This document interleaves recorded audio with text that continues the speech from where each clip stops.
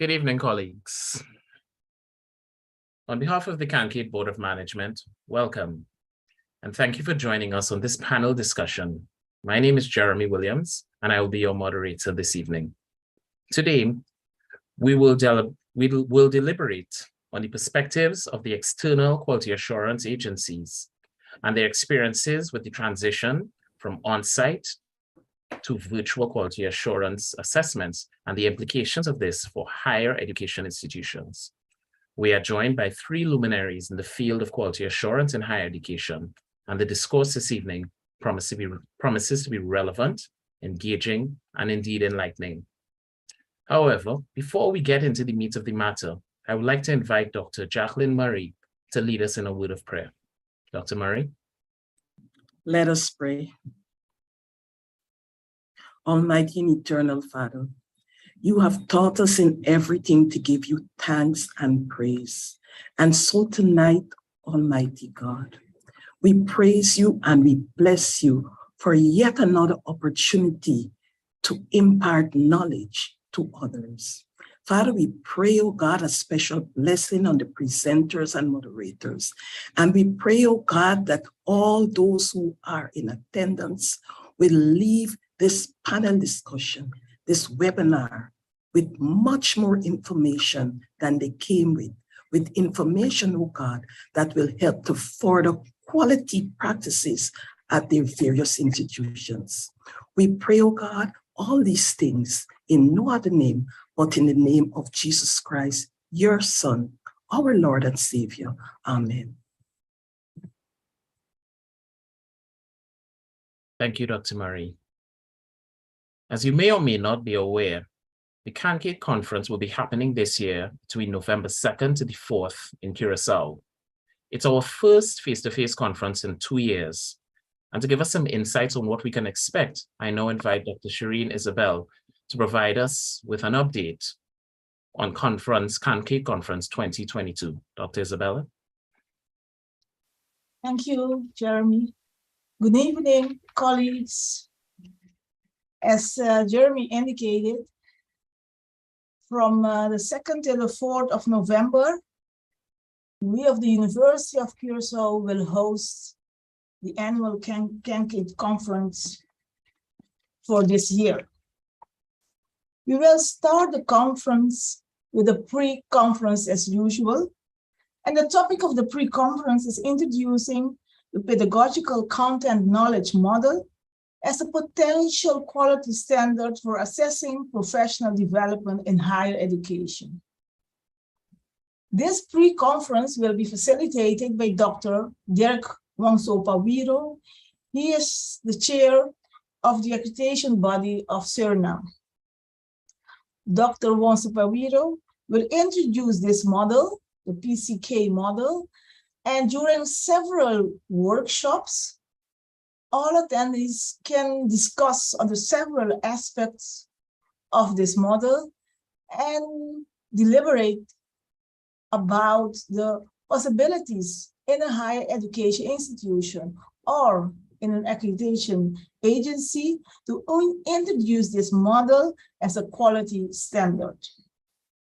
It will be quite some interesting pre-conference, so we hope that you, if you didn't do that yet, that you register for this pre-conference too. In the evening of the 2nd of November, we will start the conference with our opening ceremony that will be held at the Central Bank in Curacao. And the Rector Magnificus of the university will be the keynote, and he will present his vision on the quality assurance in higher education, and he will discuss several aspects of this very important issue that will be the topic of the whole program. Because the main theme of the program is quality assurance in the Caribbean in the higher education. Are we there yet? So most topics to be addressed, most of the presentations will be about discussing the fact if we in the Caribbean are enough involved in all aspects of quality assurance in a higher education agency or an accreditation agency. The first day, we will open with a keynote again from Dr. Laurie Goff from the McMaster University from Canada. She will address the topic, conceptions of quality and the change to a more development-oriented approach to quality assurance. Dr. Laurie Goff has several publications on this topic, and she's really enthusiastic to come to Curacao and to present her vision on this topic and to discuss with you about the several implications of how the concept of quality is being introduced in higher education, and to use it as to develop yourself, not only to comply with demands, requirements from the agencies, but also to use quality assurance as a conception to help you promote change and to develop the institution to a next level. The plenary session next to the keynote session will be from Charmaine Bissesser, the University of Guyana, and she will present the topic, an auto-ethnographic examination of the challenges and successes of implementing professional development program during the pandemic. So she will focus on how professional development has the implication of it during the pandemic period. After the plenary session, we will have 3 concurrent sessions on 3 different strands. The first one will be on online and distance learning. The second one on governance in education, and the third one about the journey to a quality culture, the lessons learned. Each strand will have about 3 or 4 presenters about the topic, and it will last till the lunch, and the day will be concluded, the content part of the day will be concluded with 2 more plenary sessions, one from Kimberly Moore from the American Speech Language Learning Association, and the second one from Julia Chu from the university. After the end of the conference, we will have a great island tour, and we will go with all of the participants to the west part of the country, and we will look to turtles, for instance. We have one of the sea, we have turtles swimming, so there's a possibility also swim with the turtles. And we will go to several other parts of the island, the west part of the island. And in the evening, we will have a cultural event. So it will be a full day for all participants, a very interesting day. Like the second day too, we will start with the annual general conference and annual general meeting, sorry about that. And then followed by a second keynote from Professor Dr. Jan de Vries about leadership and quality culture. After him, we will have another plenary about evaluating the journey to a quality culture at a private tertiary institution. Then there will also be, again, some concurrent sessions about the role of professional development in sustaining quality, an integrated approach of quality assurance, balancing culture and structure, and the rise of micro-credentials. All these 3 strands will have several presenters to present their topic from different view.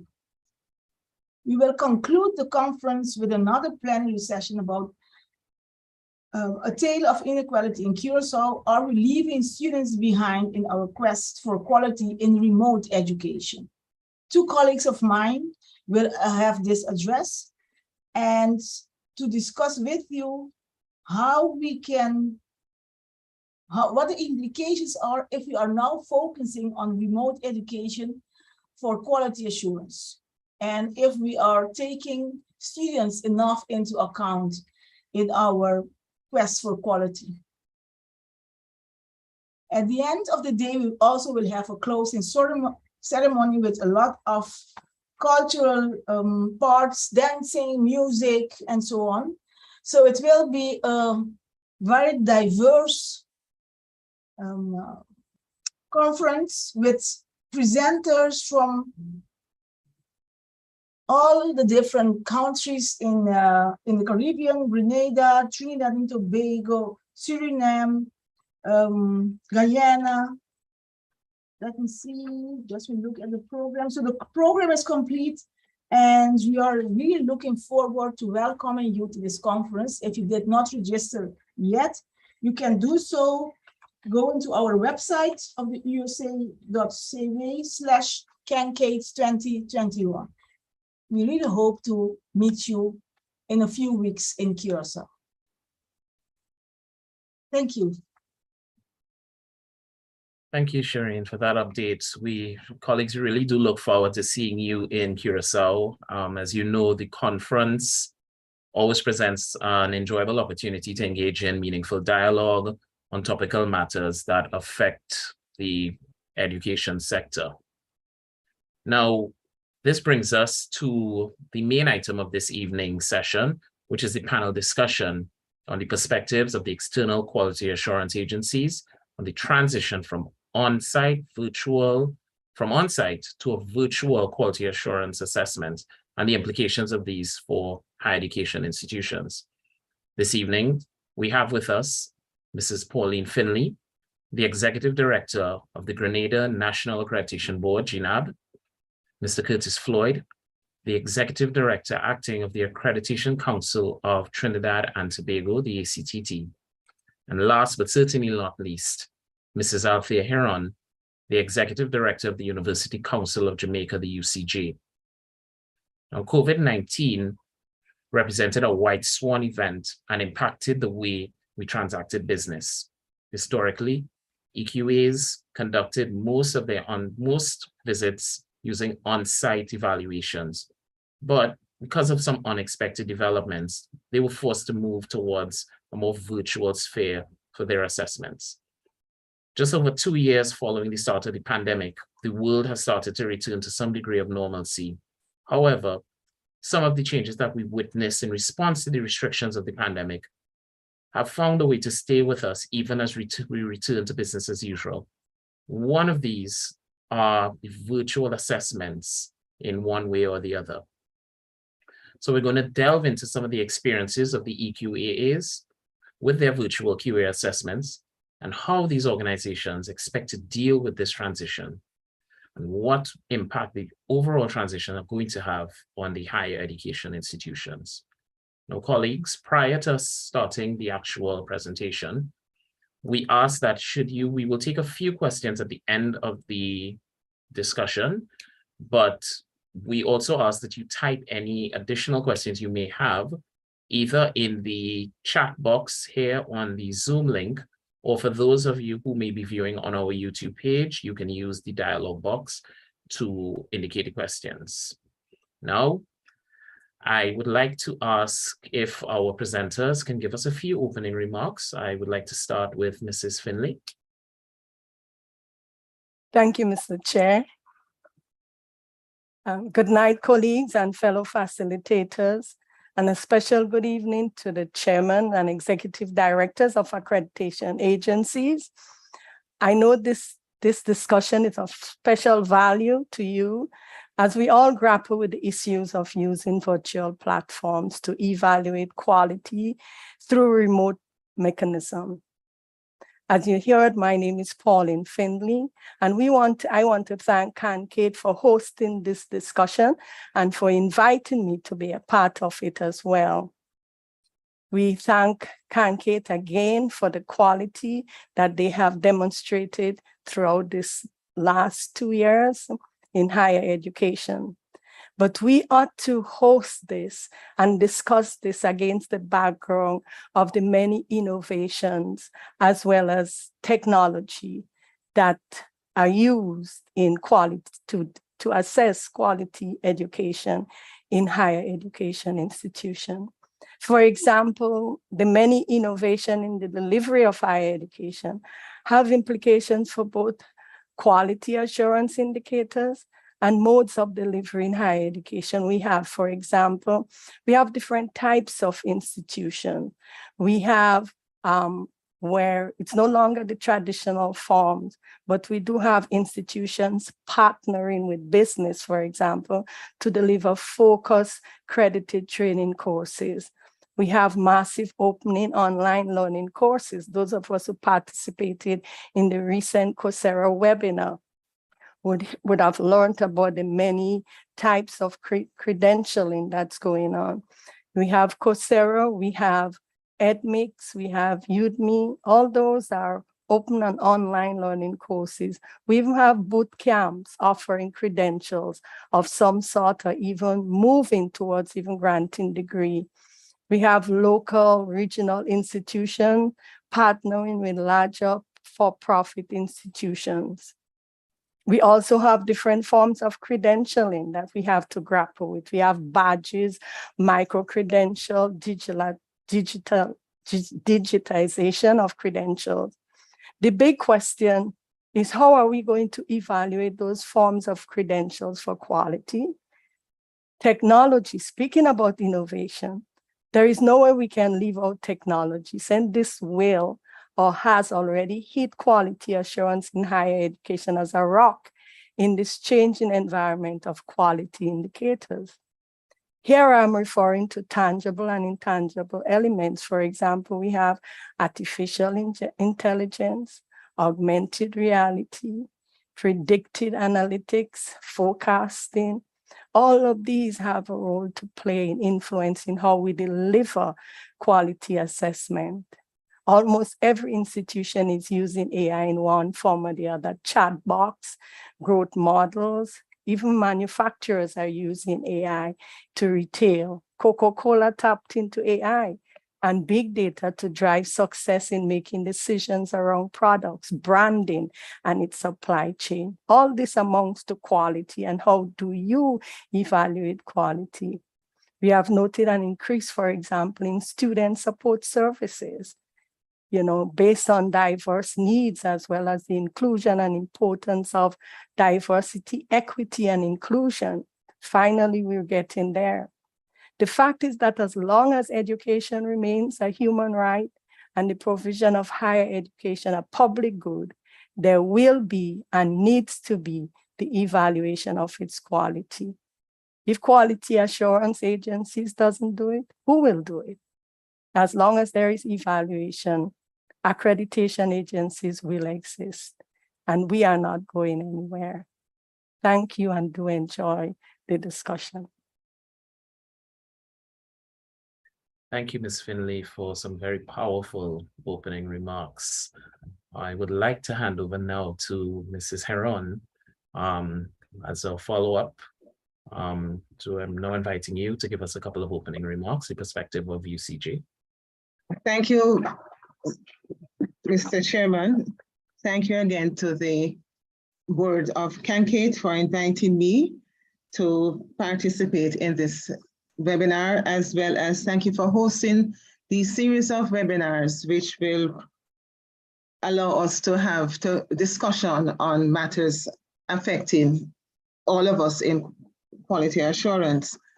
My opening remarks will be more focused to giving a broad overview on what we did in terms of the onset of COVID-19 and the measures that we had to put in place to prepare. I must apologize for my camera. You're not able to see me because my camera on the laptop isn't working, and I discovered that at a short moment. So it wasn't possible for me to get it fixed in time. So at the start of the pandemic, we were concerned about the higher education institutions, that they might not be ready for business continuity because during this force majeure crisis. And the UCJ had promptly responded by implementing its business continuity plan. We made adjustments to our external quality assurance process and procedures to facilitate virtual learning, virtual assessment, and we also mapped in terms of our process flow, what are the significant changes we would make. In terms of our concern, we also wanted to find out from the institutions how they were coping. And we had prepared business continuity response checklists. The checklists was an initiative to find out how they were managing in this pivot, because as you know, they all had to pivot quickly and shift. And so we asked the higher education institutions to let us know what their main challenges were and the measures they were taking to address those challenges. And they welcomed the checklist because it gave them an opportunity to think through what it is they would need to implement while given this new environment and new situation that they were faced with. And the information that they provided to us, we were able to capture that information and to examine it because it would give us a better understanding of the challenges the institutions were facing. During the period also, we used the time to revise our distance education standards. So we had this distance education standards, which was prepared in 2015, and we have now revised it, and it's now, so we have a current version. We conducted a series of workshops on distance education with the institutions based on the standards. And we also developed a number of protocols to guide us as well as the institutions. So, and not to prolong any further, we also strengthened our monitoring capabilities during that time, as well as looked at areas where we could improve on our business processes and to re-engineer as we go along. Thank you. Thank you, Mrs. Haran. After our strong opening, a wonderful service by our middle order, we now go over to Mr. Floyd to hear your opening remarks. Good evening, Jeremy, and good evening, colleagues. As was mentioned by the previous speakers, we would have all been impacted by the onset of the COVID-19. It was something that was totally unanticipated. And as was mentioned previously, you know, we all had to pivot quickly. So we were thrust into using, of course, the technology for business continuity. The ACTT in conducting, particularly in conducting its external evaluation of institutions, we would have postponed site visits in March of 2020. And this was not resumed until a year later in March of 2021. And a lot of learning would have had to take place, not only at the ACTT, but at the institutions to be able to facilitate the evaluations, these external evaluations, which would have been conducted either virtually or more so in a blended mode. We are using this evening's session as an opportunity for us to share our experiences, to learn from each other, and we really look forward to your participation and input in this exercise. So we can get the show going. Thank you. Thank you, Mr. Floyd. So we are now going into a couple of the questions.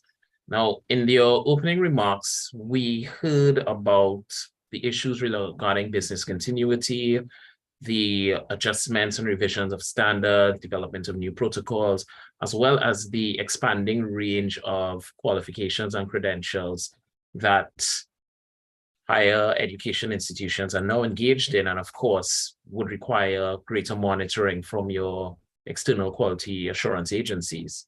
So I would just like to get a perspective on what are some of the external quality assurance assessment procedures in the virtual environment and how these differ from the on-site environment.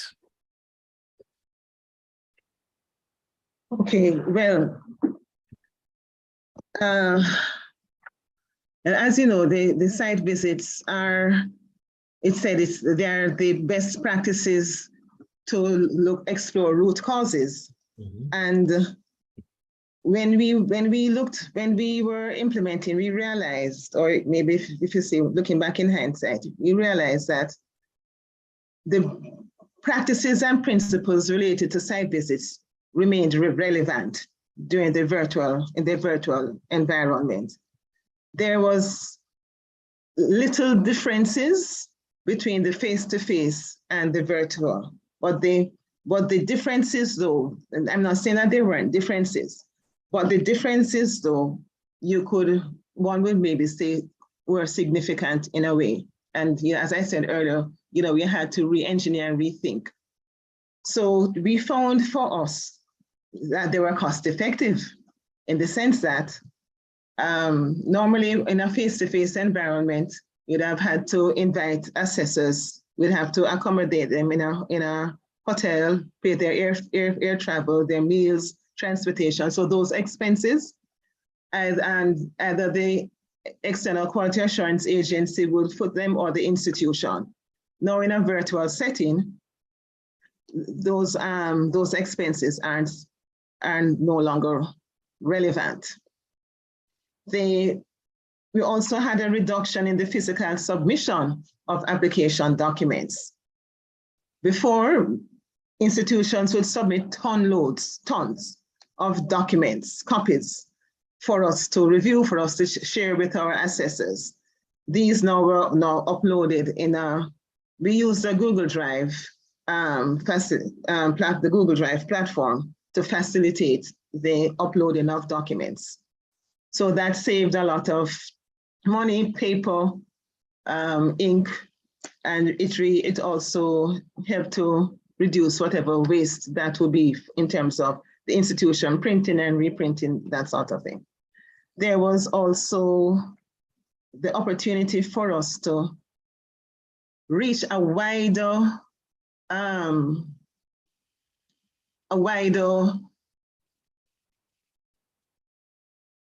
group of persons to be assessors. So we weren't restricted to North America or the Caribbean, but we went as far as Europe to get the experts in the field, as well as institutions now were also able to get their alumni who were overseas or, to participate in in these site visits.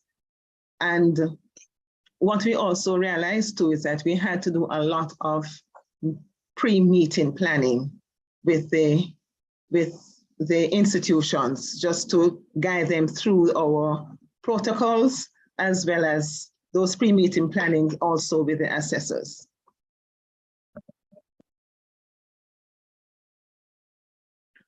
Thank you, Ms. Harari. You've definitely touched on some key issues as it relates to cost effectiveness and really adjusting with the environment. Ms. Finley, what has been your experience thus far? I must say my experience has been more in the area of working in a hybrid situation, which is a mixture of on-site and virtual. So it wasn't purely virtual. For the period we examined a medical education program, which is like a professional programs. And what we found is that teams will handle all planning, organization, and execution virtually when we came to the virtual component. Now, we had different types of virtual mix. We had a mix where you could be on site and also be participating in virtual evaluation. And we had a situations where you either did site followed by virtual or virtual followed by site. So it was a mixture. But what you found there as a difference is that you had teams that would handle the planning, the organization, as well as the execution. But what was unique is that there was a lot of contact going on between the agency and the evaluators, the external evaluators. And especially what you had to do is to come or reach an agreement as to which teleconferencing platform to be used during a virtual evaluation. And that was subject to guidelines and policies that the agency had developed for virtual evaluation. Materials, which were said before, all materials need to be effective. There was no printing or anything, but everything was provided electronically via email, Dropbox, remote access. But the presentation had to be clear. So there was a lot of unique guidelines as to how you present the sort of materials that you use. And as part of it, we had tour facilities of labs, and that had to be done being videos. Sometimes you find that although you tell institutions to use simple videos of tour of facilities or labs, some institutions provided some complex videos, and therefore you had there were issues there in determining whether you're evaluating the medium use or whether you're evaluating the content. I'll leave the rest for Mr. Floyd. Thank you, Mrs. Finley. Mr. Floyd, the baton has been passed to you. Yes, yes, yes. And it makes it easy for me. I just have to say too, because what my two colleagues would have shared would have been very much our experience here at ACTT as well. I can start off by saying that one of the first things we had to do, of course, was to develop protocols for how we're going to be conducting these visits. Of course, this is something that was new to everyone, and the persons were being extremely careful in their interactions. So we would have had to communicate protocols to the evaluators as well as to the institutions, as well as for the ACTT representatives who will be going on these visits, with regard to ensuring that you wear your face mask, ensure that you keep your distance, ensure that you have your sanitizer, you know, on hand, as the case may be. The institution would have these things made available, even in terms of the seating arrangement, ensuring that there's appropriate distance, you know, among the evaluation team. We also would have operated using the virtual and more so the hybrid or blended approach, where we would have operated in a bubble. So the evaluation team, together with the ACTT representatives, would have been in a room, and that room would have been off limits to everyone else. So we would have been in the room. We have the technology, the equipment there to facilitate the online visit, and whether or not persons would have been in the office, on campus, probably at home, the scheduling of the interviews was something that worked very, very well for us. We would have had separate links for each of the different groups of persons we had to be interviewing. And it was very, very interesting, at least, you know, from the experience from some of the visits that we did. There were some persons, when we came to interviewing students, some of them would have been in a taxi, you know, on the way from work, or probably in their car, you know, heading to school somewhere. And it was very interesting to see how the technology was used in different forms and fashion to be able to facilitate very, very successful interviews. So we did have a lot of similar experiences as would have been shared by our colleagues here. But one of the things I think is the lack of the interpersonal interaction. Yes, the technology would have facilitated the exercise, but in certain instances, you would have missed this one-on-one, particularly when it was coming to the interviews with students. I always look forward to those aspects of the visit. And of course, one of the other aspects would have been a lot of planning and preparation coordination would have had to go into place to ensure that the visit runs smoothly. And I think that based on all the measures that would have been put in place, I can see, that the visits ran very, very smoothly. You have to be concerned though in terms of the security of the platform, because part of the protocols we would have had to communicate to institutions is, you don't want any uninvited persons or unscheduled persons having access to the link or getting into any of the interview sessions. And we ensured that there was no recording as well. So we had the institutions actually sign an agreement and send back to us indicating that they agree to not be having any recording of the sessions while the interviews are taking place. So you still maintain some bit of, what I must say, some bit of security and some bit of comfort in those who are being interviewed, understanding that everything will be kept just for the evaluation team. Thank you, Mr. Floyd. Listening to the submissions this evening, we heard a lot of the role of planning, preparation, and indeed reflection on in terms of how things initially were done.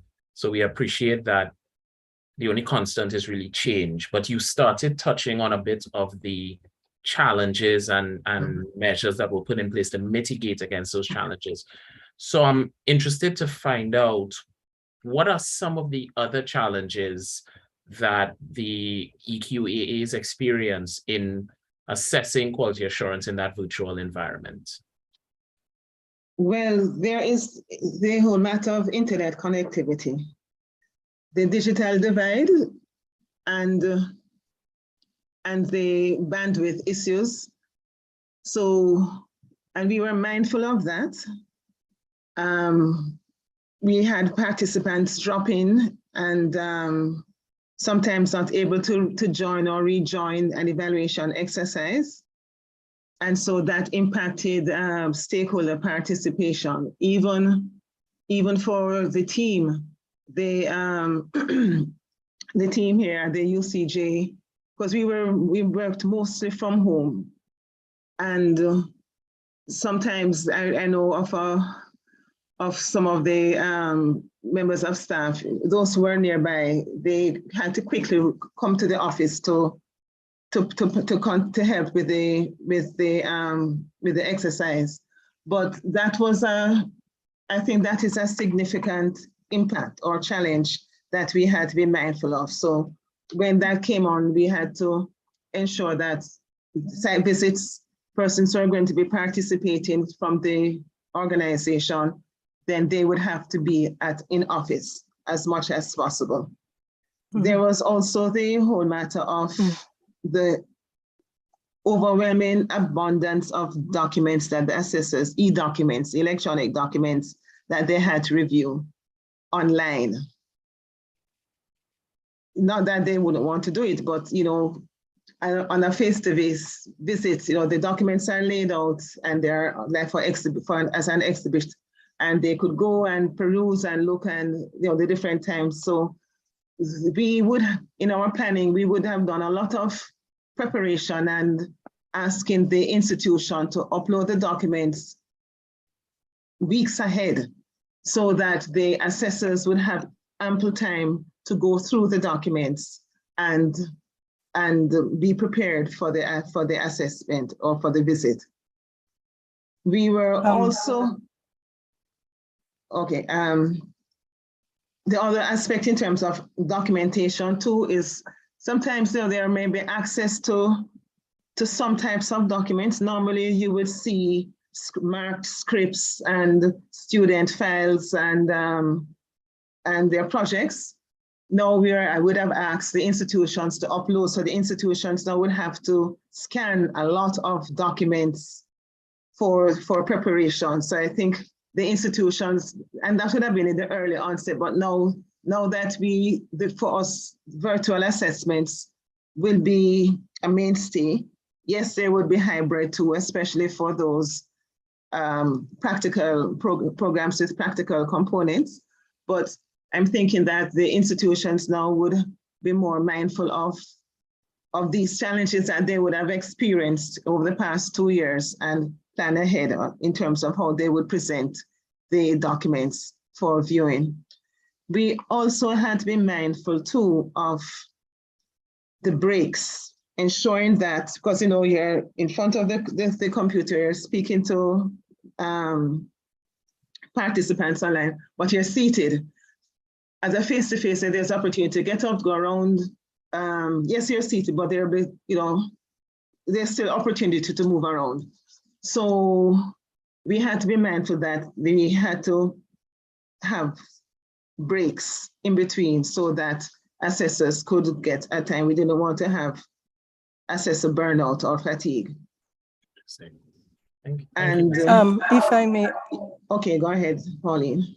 Okay, if I may add, there were two serious ones that we encountered.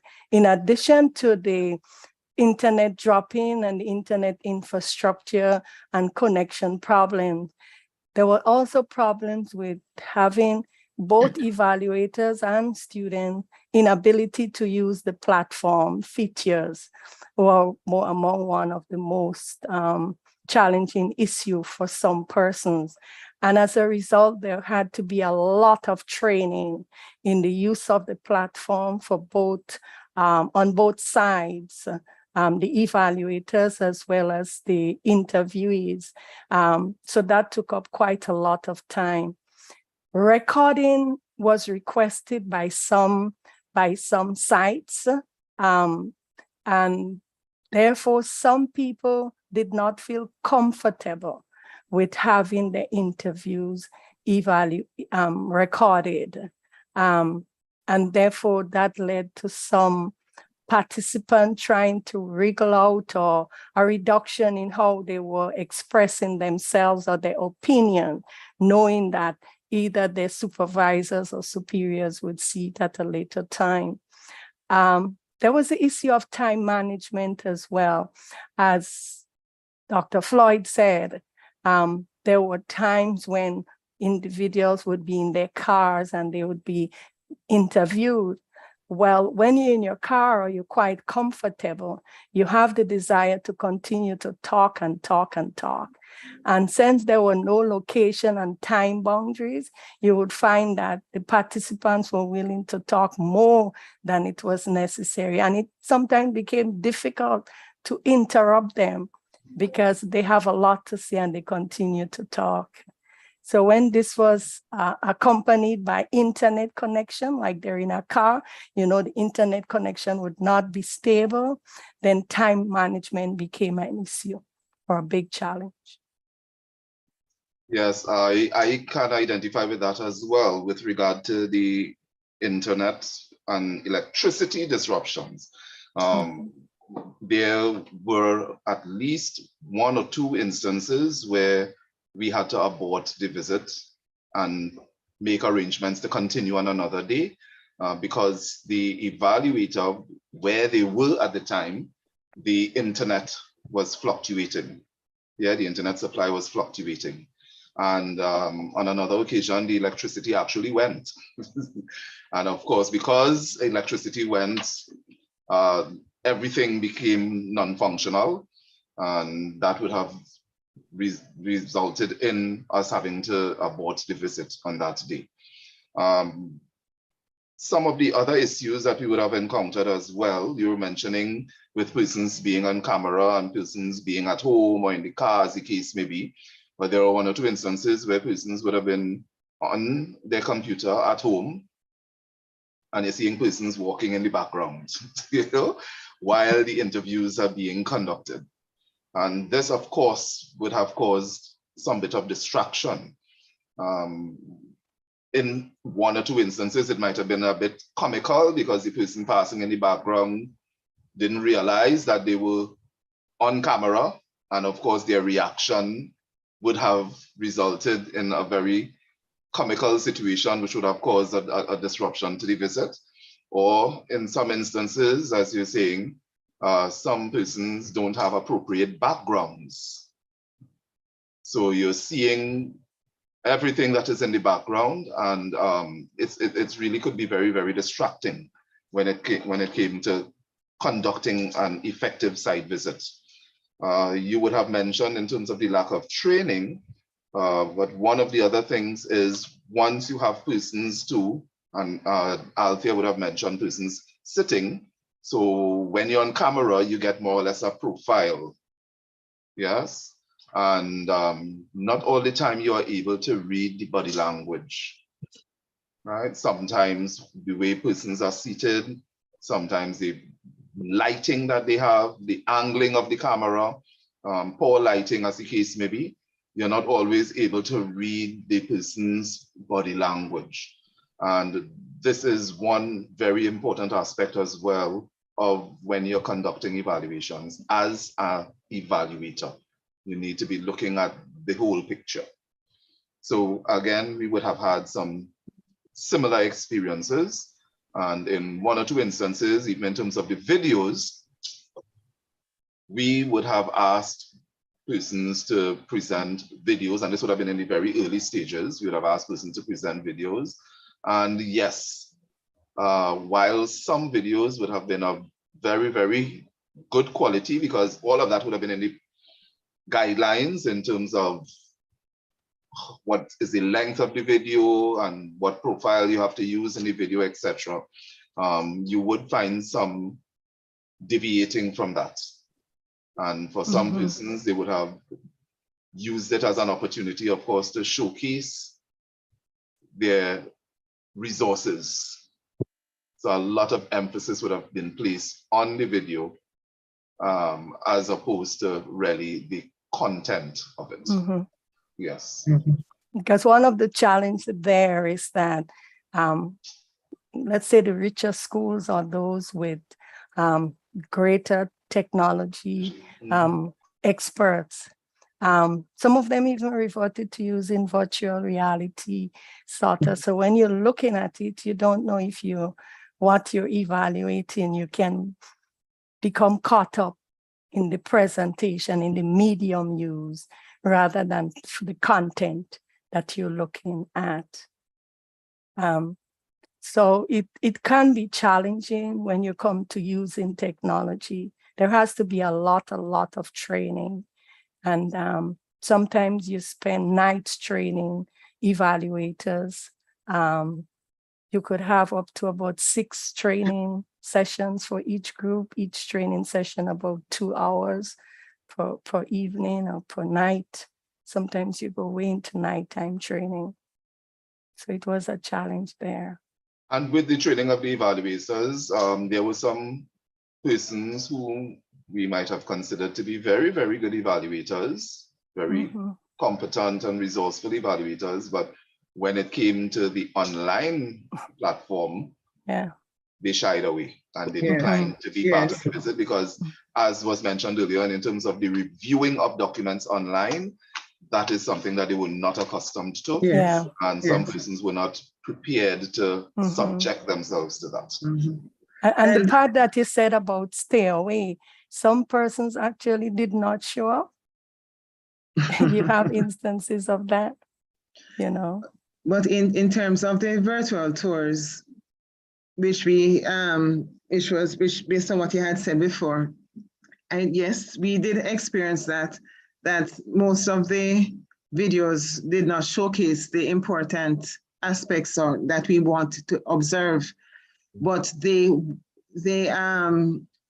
But there were some benefits to the walkthroughs though, in that the assessor could probe. They could say, they would have said to the institution, you know, they could request to see a particular area and probe some more when there's the virtual walkthroughs. Yeah. So, But actually, we also had, just to say that we also had cases where the tours were time consuming though. You know, they can be a bit lengthy. Yeah.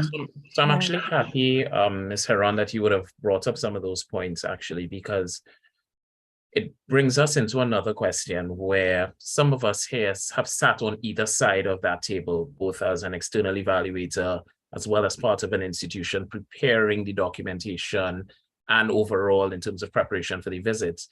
So I was wondering if you could expand a little bit on what, in your opinion, you think higher education institutions could do to evolve, to be better prepared for those external evaluations, be it in terms of their virtual environment, the teaching and the learning environment. How can they, because I mean, we heard about a lot of the training for external evaluators, but we've not heard as much in terms of how we prepare and build the capacity of the entities for this change and this pivot shift.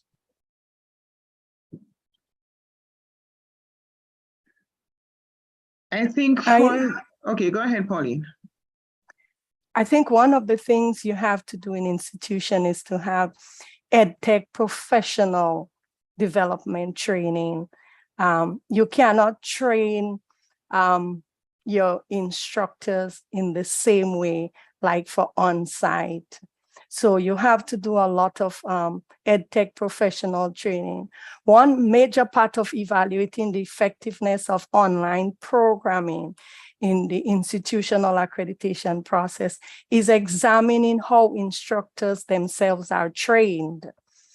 With the adoption of digital learning tools, changing the nature of instruction, EdTech professional must develop, there must be development is a key factor in how well schools can administer online courses, in how well schools can indicate the evidence that the students are really learning. In addition, what you find is that institutions will have to learn to use data. Institutions are beginning to use statistical information and strategic theories to better understand whether students are succeeding and why, and whether students are failing and why. Differences among student population is also something they would have to pay attention to, and how it is related to their delivery models. Different students would respond differently to the models used, and especially how to use information to improve results is one thing. If they want to evolve as an institution that takes students from where they are to where they want to go, institution must be focusing on students' performance, how to use information to improve students' performance and to improve results. Institutions, we would know, would have been forced to take a deep look at the varying needs of students, to take a new look at institutional guidelines or institutional strategies, instructional strategies as well. They would also have to expand the online program based on needs and to satisfy the goals of government. Government does have a key role to play because governments in the region are asking for institutions to create a better educated and qualified workforce that can compete with the wider world as both instructors and students become more mobile to look for jobs and to study. They would also have to begin to focus on student well-being and how do you evaluate student satisfaction using remote learning? How can they provide effective advising remotely? How to enhance the information resources? How they can assist the students in career development? In other words, focusing on the outcomes of the educational process. What are some much needed co-curriculum opportunities that can be provided remotely and evaluated remotely? Health, for example, is another big focus. If they're evolving as an institution that's ready to focus on student performance, the provision of health and other services would also have to be a key part of their setting. EQAs themselves would have to focus on some aspect. They would have to, the institution would have to form a deeper bond with the external evaluation, external quality assurance assessors, or vice versa. Because in order to work towards achieving improvement in quality, they would have to work together. They would both have to have a common definition for success, student success. They would both have to have a common definition for productivity and for students' results. So there would have to be a more, I teach you, you teach me, a better relationship with the external and the internal institution. Resources also, they would have to focus a lot on online learning. Online learning is becoming a key to their virtual environment. They have to learn how to use the resources wisely to support the services for their students, coaching, mentoring, academic advising, tutoring, building communities and online. They have to ensure that those become a key part of their strategies and technique as they prepare to go forward in this new virtual environment to increase and improve students' performance. One of the things that I think for institutions preparing themselves for external evaluations in the virtual realm, and you would have mentioned it, is I think it's critical for training of their staff. The staff would be the ones who would have to be interacting with the students and conducting all their teachings and assessment, etc., online.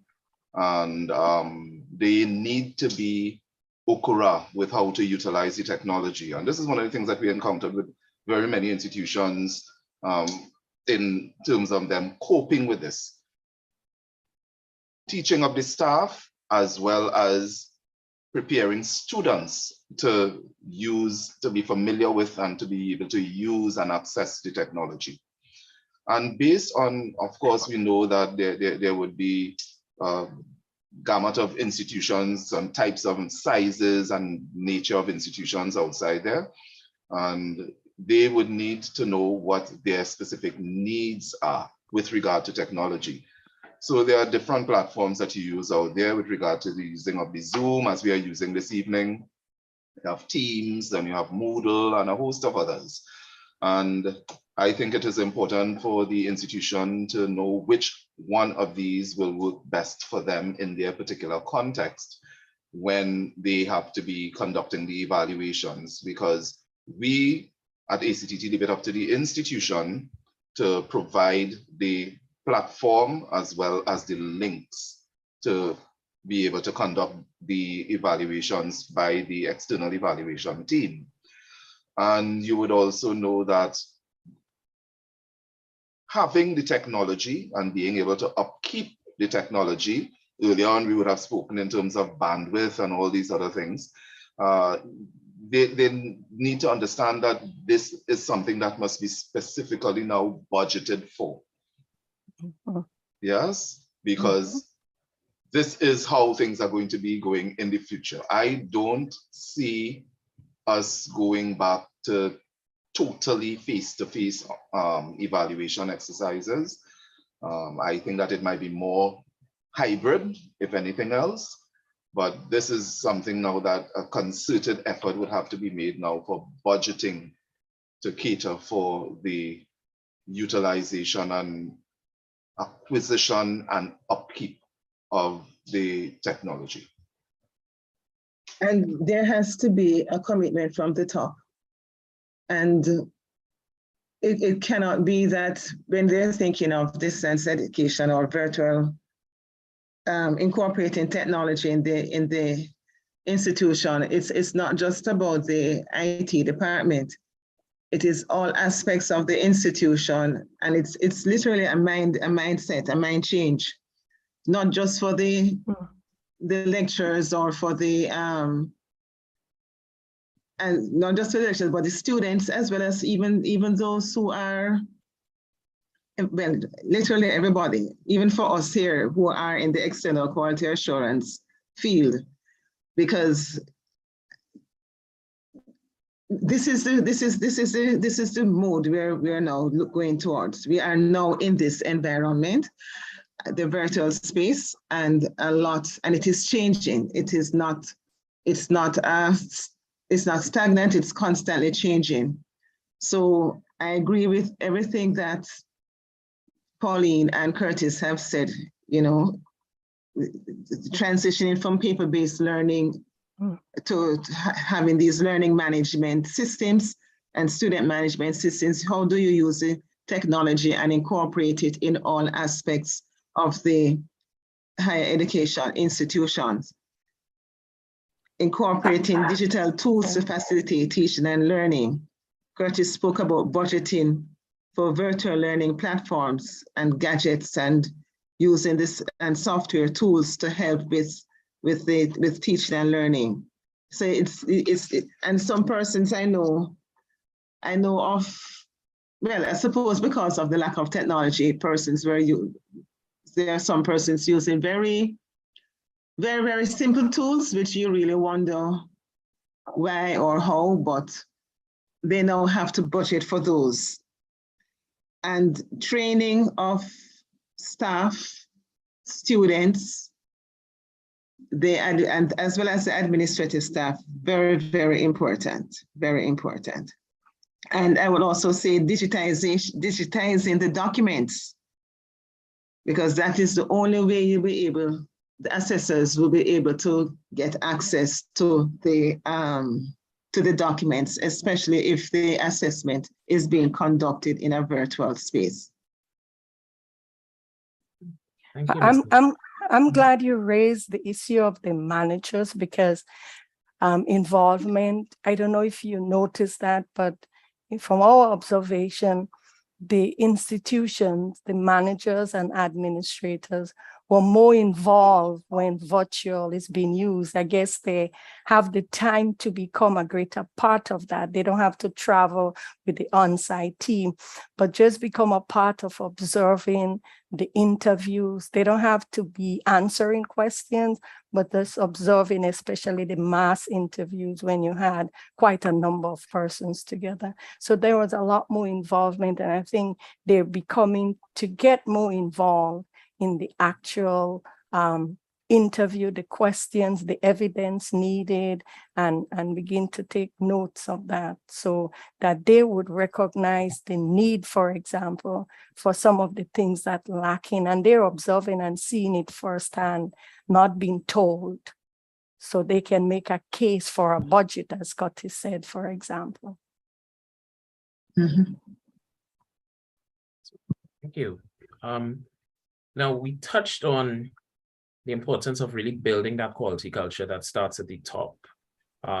We understand the unpredictability of the virtual environment, the issues of confidentiality, and even how you verify the evidence that is submitted. At the beginning of the discussion, we spoke about the changing environment in terms of what's being offered in higher education, things like MOOCs, the multi-mode delivery, those sorts of things. Now, as we're moving into a new sphere, what do you think some of the key lessons that you have learned as external quality assurance agencies in assessing quality in that virtual environment that the higher education institutions can and should benefit and take on board?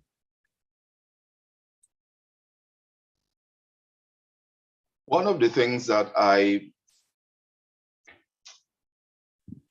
think would be relevant here I think that we need to encourage networking among the QAs. Just as we are doing this evening, you know, an opportunity for us to share our ideas, share our experiences, learn from each other. We're all in this together. And of course, from the trend of the discussion this evening, you're realizing that we are all having very similar experiences. Yes, although we living probably in a little different context, the experiences would be very, very much similar. And I think it's important for us to, as a community within the Caribbean here, for us to share our experiences, learn from each other, and of course, you know, provide opportunities for not only the sharing of ideas, but the sharing of resources in terms of our human resources, in terms of our technological resources when it comes to these evaluation exercises. We always say, you know, that two heads are better than one.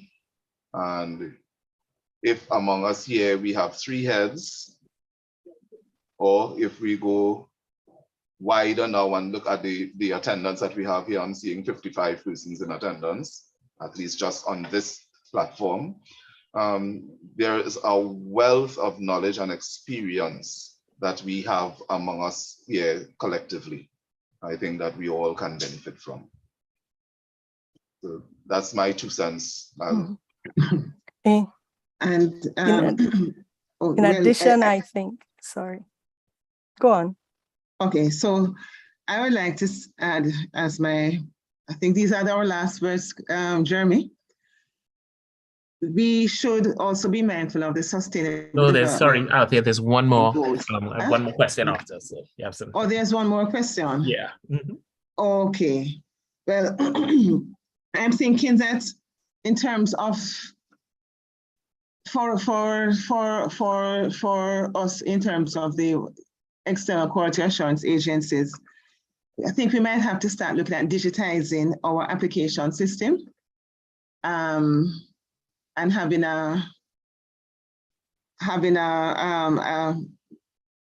some type of user-friendly system that will help to enhance the efficiency in the accreditation process.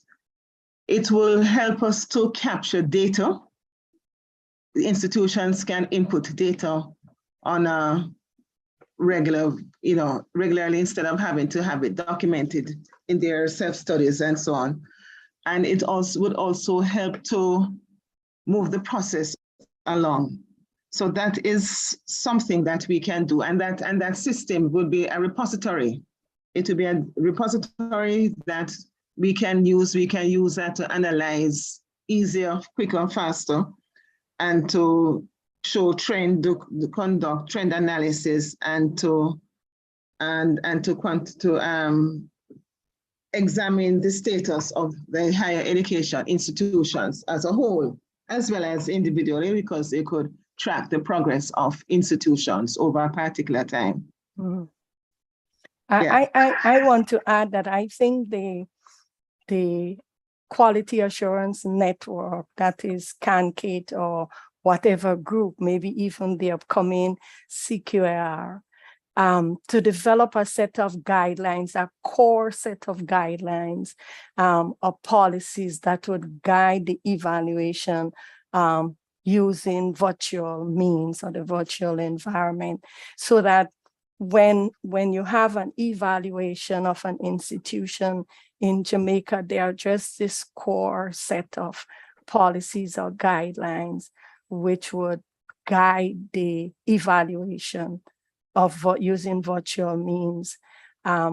Research is also another thing that we need to actually do some research in the use of the virtual environment in our region, and also make that research available, whether it's through a database, information system that different persons can have access to.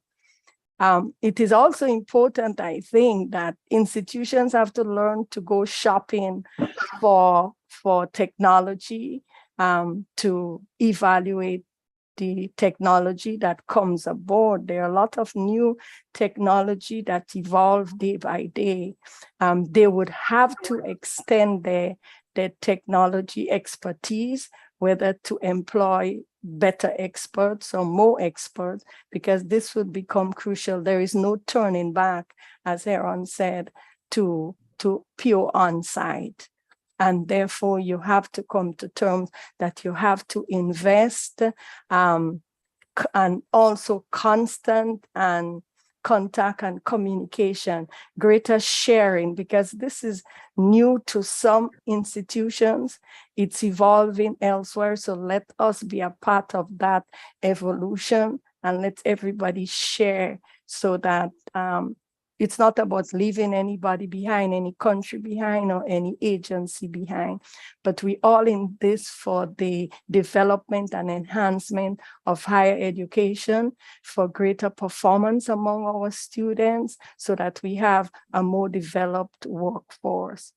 And mind you, one of the things you would find is that external quality assurance will have to start to not only evaluate what happens in the institution, but the impact of what happened in the institution on the economic environment of the country.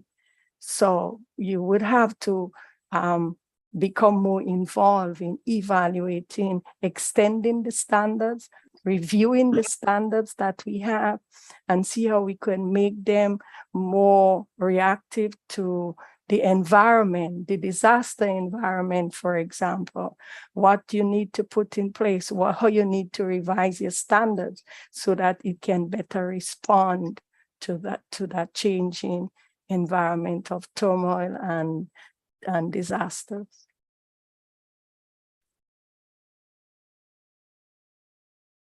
Thank you, Ms. Finley.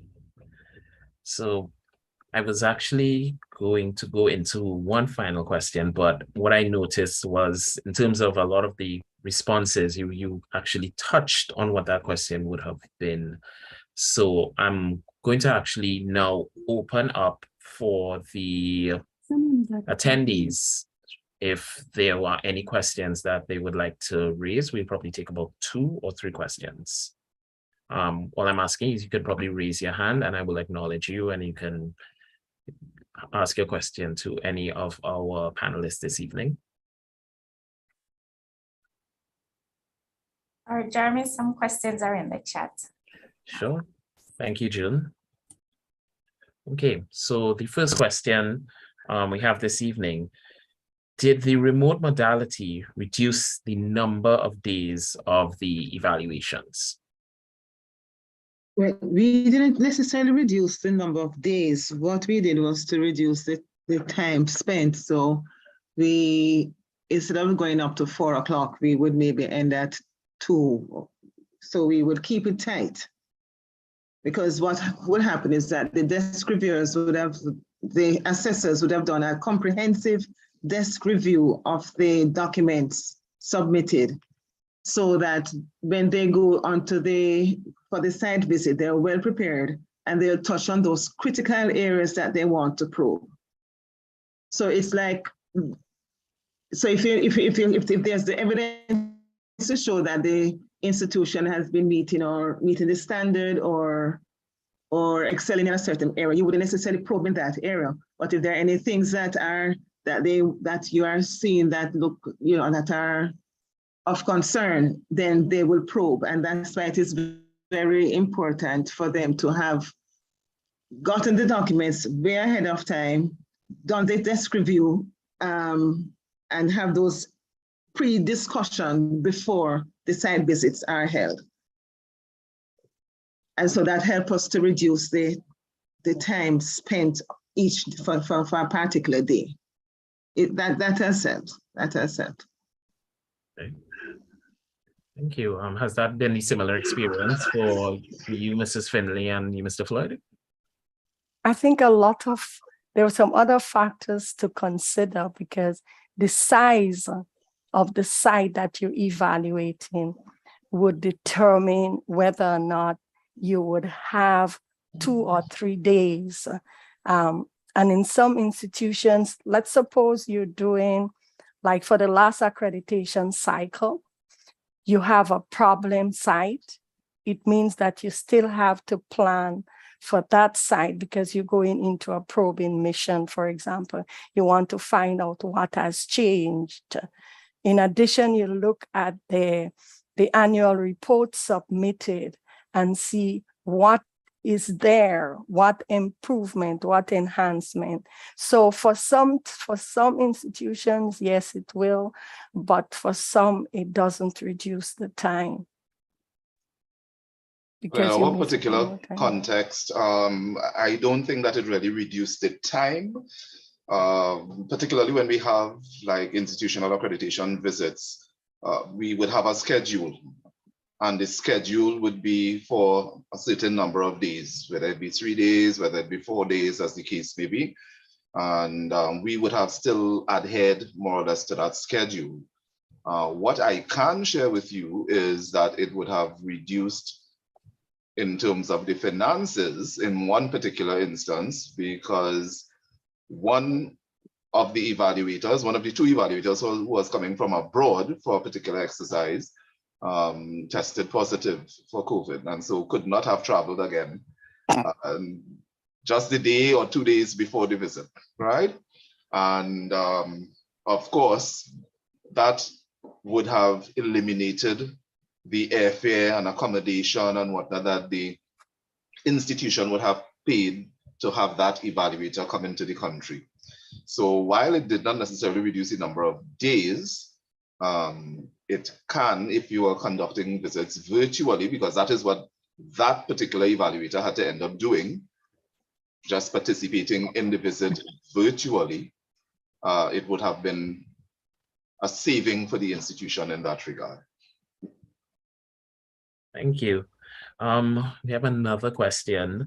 I think this came from Mrs. Heron's indication of the changes to the standards. So one participant is asking, would copies of these revised standards be made available to institutions? The institutions registered with us have access, but we also have standards for sale. So so they're available, but once the institution is registered with us, they'll have access. Okay. But we do sell the standards otherwise. Great. So there's an opportunity otherwise to really look into it and look at opportunities, right, to improve. Thank you. As part of the discourse this evening, we touched on instances where interviews would be conducted with sometimes persons answering their calls and being in an interview in a car, or persons being in the background. How does that impact the issue of confidentiality within the assessment process?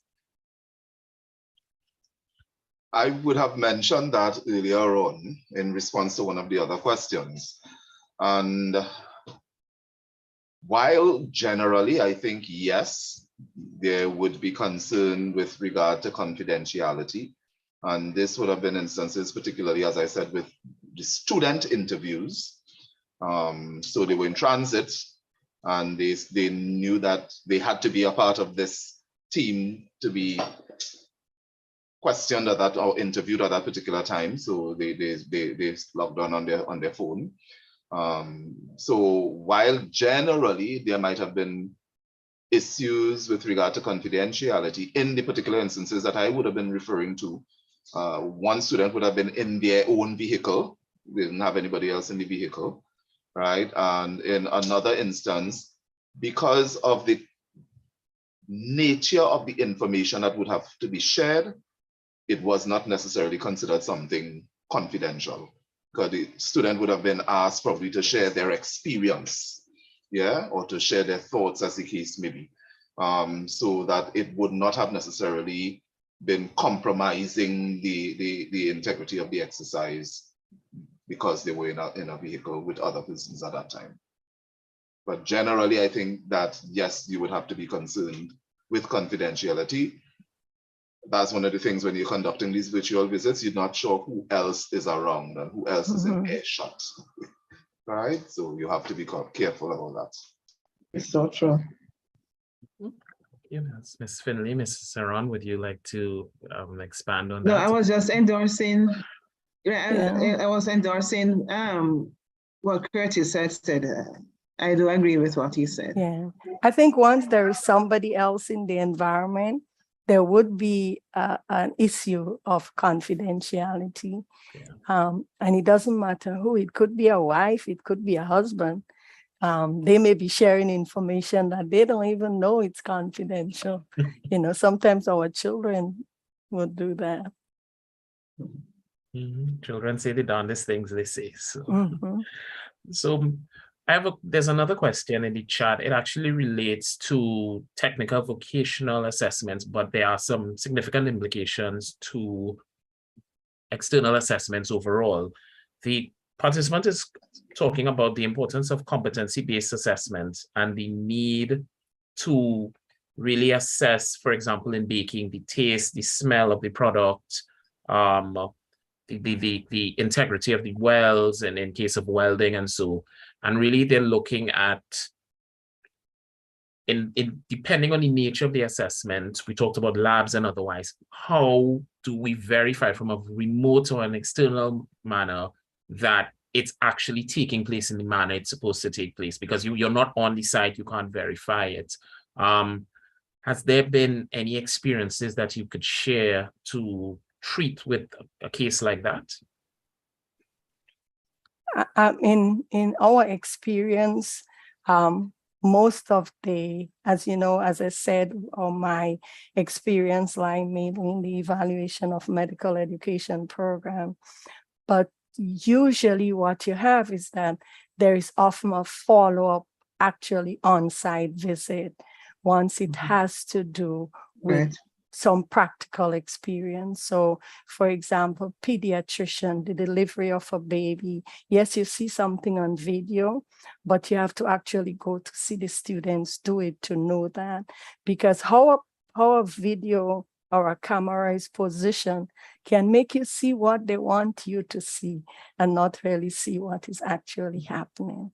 So it's usually followed by a face-to-face or on-site visit. Yes, and we do the same as well. We would follow up with an on-site visit as well for the programs that have a practical component. And I think that is one of the, of course, disadvantages with conducting these visits virtually. There are certain things, certain aspects of the evaluation that you would need to be there and to see in person.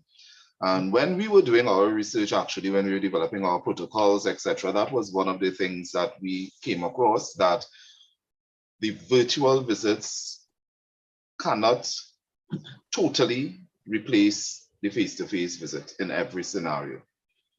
And that was actually one of the things that was recommended, you know, that you probably have this, the tour virtually, as the case may be, but when it's convenient, as soon as possible thereafter, you try to follow up with an on-site visit once it isn't in any way compromising your health, with regard to exposure to the virus. So that is what we would have come across based on our research. Yeah, so thank you. Building on that question, we talked about things like exam scripts and so on.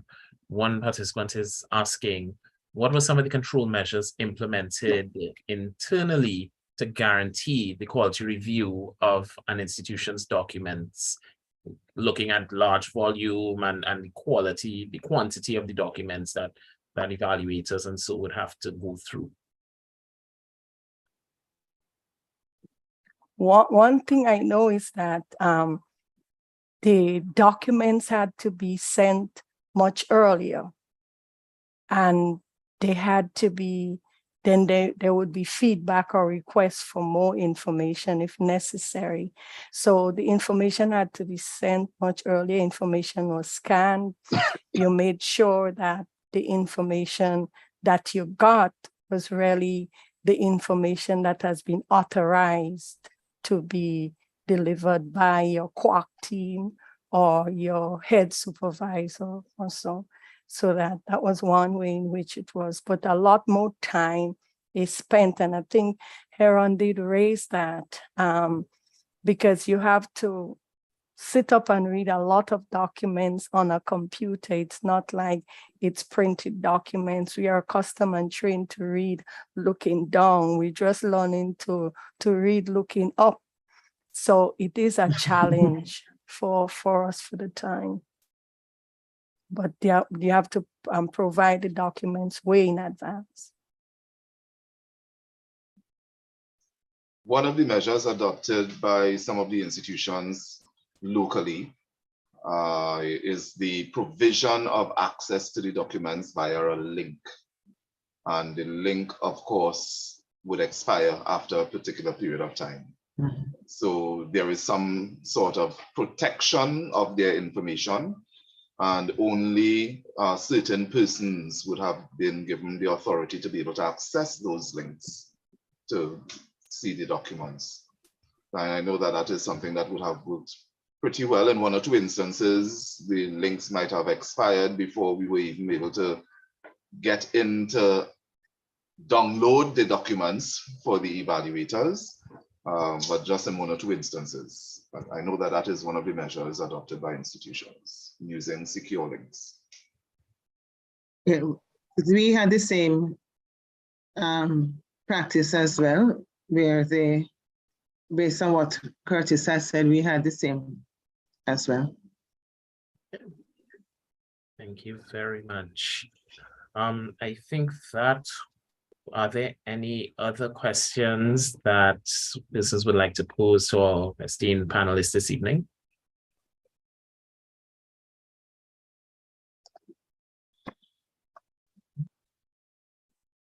Okay, so I think we've really had a lot to digest following this discussion this evening. What I would just want to note, at the end of the Zoom presentation, you will receive a link to an evaluation. So we're just asking if you could take a couple of minutes to fill it out, as it will be helpful in terms of improving the next panel discussion that we choose to host. So I would now like to invite Shireen, Dr. Shireen Isabel again, just to move a vote of thanks on behalf of CANQATE and to our esteemed panelists this evening. Thank you, Mr. Moderator. I think all of you, without a doubt, agree with me that this webinar was very interesting, informative, and for all of us, useful. We received expanded information from the panelists on the transition from the on-site to virtual QA assessment and the implications for higher education institutions. We would like to thank the three panelists, Mrs. Finley, Mrs. Huron, and Mr. Floyd. Thank you very much for your valuable discussion on the topics brought forward. Several topics have been professionally addressed by the panelists, such as the protocols and guidelines that were implemented to accommodate the virtual assessment by the AQAs, the impact of the lack of interpersonal interactions, the issue of confidentiality, sorry about that, and the importance of the involvement of management. Practical challenges were also addressed, such as ensuring that all participants could participate without internet interruptions, the use of the virtual platforms, the ability to use the virtual platforms, reviewing of a lot of documents online by the evaluators of the EQAs, and the importance of the professional training of the evaluators as well as the participants. All were topics that you panelists have also reviewed this evening. For me, it was interesting to notice that even though we at the University of Curaçao are being assessed by an AQA from the Netherlands, most of the topics addressed I could also recognize when we did our online assessment the last 2 years. Mrs. Finley, Mrs. Huron, and Mr. Floyd, once again, thank you for this interesting panel discussion. I think that since this topic seems not to disappear anymore in this fast developing digital world, discussions on this theme, I think it requires some more continuation. So most probably CANQATE will come with more of these kinds of panel discussions to share all kinds of information, but also of experiences with each other. Mr. Floyd mentioned the fact that we had to, that the AQAs had to do a lot more on networking. I think CANQATE facilitate this possibility also among the higher education's institutions by offering those kind of webinars. So really interesting topic, and me myself would like to hear more about it. Finally, once again, I want to invite you to register for the upcoming annual conference of CANQATE. Hope to welcome you in November on our beautiful island of Curaçao. Have a nice evening, and I will say, see you in Curaçao. Okay, all right, Sherry. Thank you, Shireen. Participants, again, on behalf of the CANQATE Board of Management, thank you for joining us this evening for the discussion.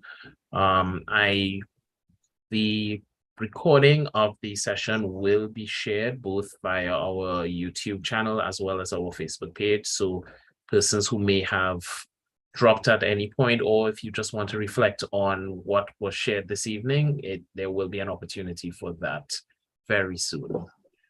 So I want to say have a good evening, everyone, and please continue to be safe. Remember to complete your evaluations.